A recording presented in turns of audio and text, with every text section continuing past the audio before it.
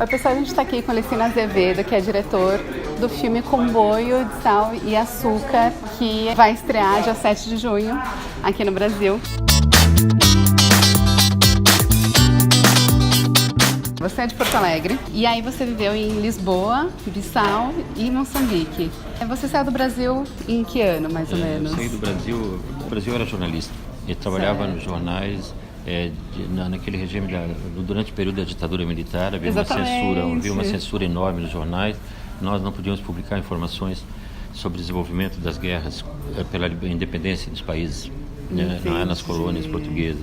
Mas nós recebíamos os despachos das agências de informação, né? Através do Telex na época.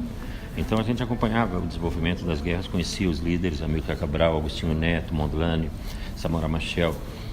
Então, como jornalista, eu já conhecia toda a América Latina. Quando houve a independência, eu resolvi dizer, não, deixa-me conhecer os nossos irmãos africanos do outro lado, que falam português como nós e que eu conhecia. Você chegou a viver na Guerra Civil, durante a Guerra Civil lá em Moçambique? Vivo há 40 anos em Moçambique. Eu tive uma curta passagem pela Guiné-Bissau, com 1 ano, não é? Vivi em Portugal há algum tempo, logo depois do 25 de abril. E fui para Moçambique em 77, onde me encontro até hoje. São exatamente 41 anos.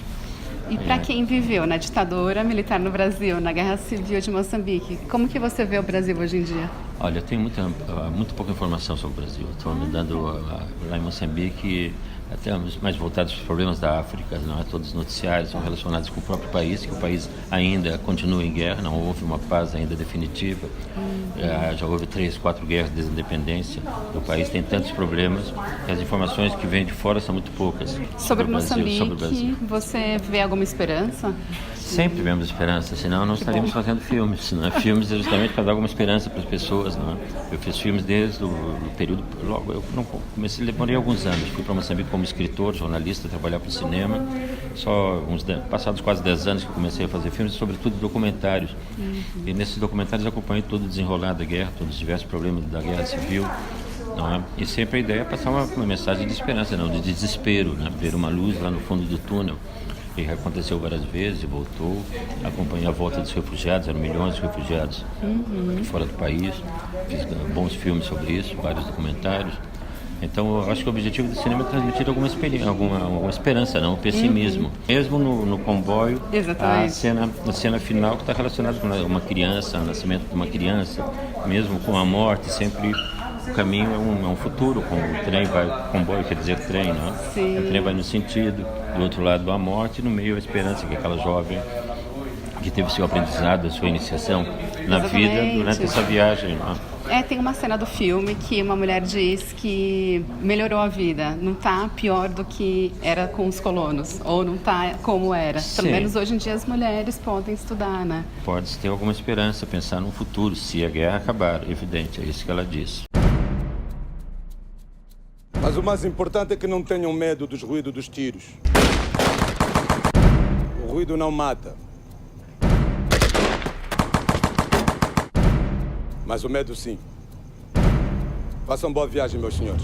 E o Comboio é baseado no seu livro. Como que é adaptar um livro? Porque muita gente tem esse preconceito, né? De que, geralmente o livro é melhor que o filme. Como que foi isso? Não, a história começa antes. Ainda durante a Guerra Civil, nos anos 80, eu ouvi falar dessa história que eu usei para o filme.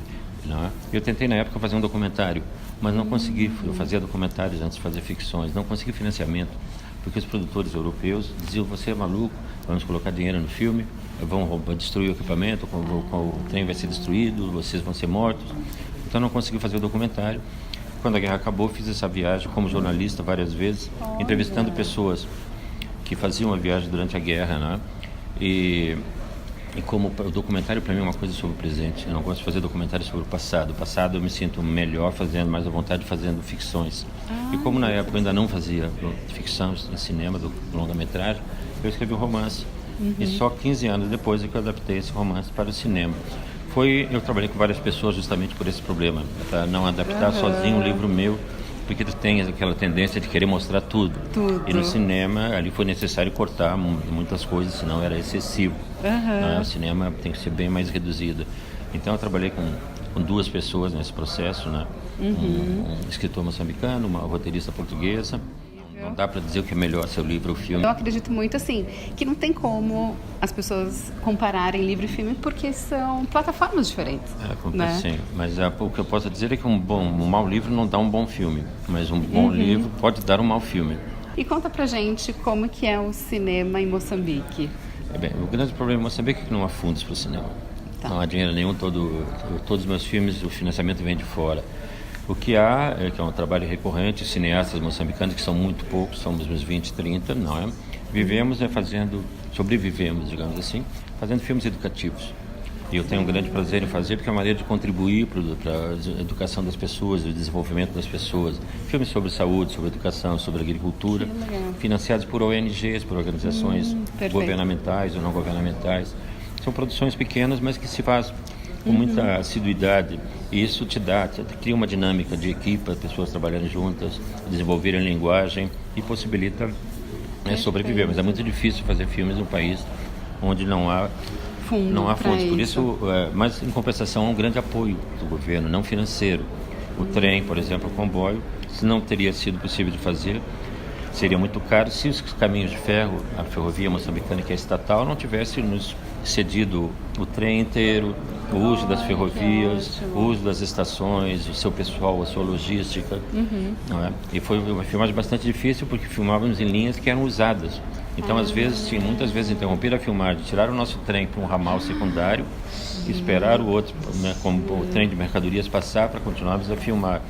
Mas é um apoio inestimável. Sem isso, imagina quanto custaria alugar por 2 meses um trem. Exatamente. E mesmo a locomotiva foi já não, uma locomotiva antiga da época.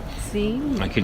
Foi tudo recuperado, estava tudo no ferro velho já. Haviam crescido árvores dentro, estavam no ferro velho, havia árvores já lá dentro. Tivemos que cortar as árvores que cresceram dentro dos vagões, recuperar tudo. Que máximo, os detalhes da produção que a gente não imagina, Sim, né? São muitas coisas. Quanto tempo demorou para o filme ficar pronto? Olha, a filmagem, a partir da filmagem, desde o princípio foi 2 anos de escrita do guião, do roteiro, e para conseguir os fundos. Depois foi 2 meses, 3, 4 meses de preparação, 2 meses de filmagem e 6 meses de montagem. Leva normalmente 3 anos fazer um filme, a partir do momento que começa. Ótimo. Eu acho que é um tempo que geralmente aqui no Brasil também, né, para filmes não comerciais, dura um pouco. Foi incrível, parabéns, Licínio. Recomendo muito, pessoal. Se vocês assistirem, comenta aqui embaixo o que vocês acharam. Comboio de Sal e Açúcar. Obrigada, viu?